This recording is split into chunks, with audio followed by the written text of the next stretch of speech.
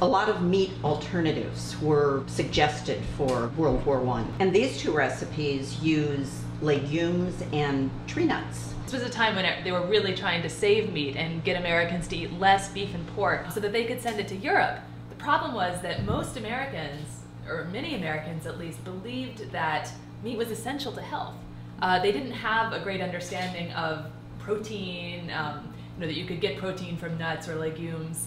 And this was the time when nutrition scientists were just starting to have a lot of authority, and World War I served as a big form of nutrition education for Americans. However, peanut butter was getting more popular, in part because Southerners were growing more of it and growing less cotton, and marketing campaigns like the Beech Nut Company promoting peanut butter as a great food for school children. What else would peanuts have been used for?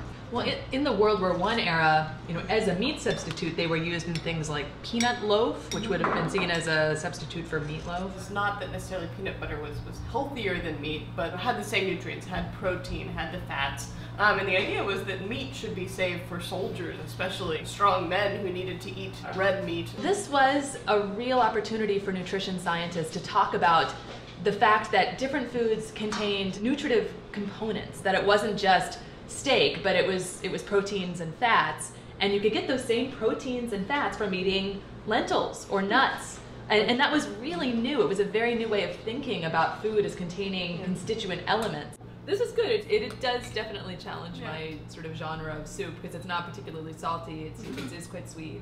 When did the peanut butter and jelly sandwich start? By the 1920s, I'm seeing a lot of references to it, both for school children and also as a recommended cheap, healthy lunch for workers. A lot of these cookbooks have recipes for cream cheese. Can anybody explain that?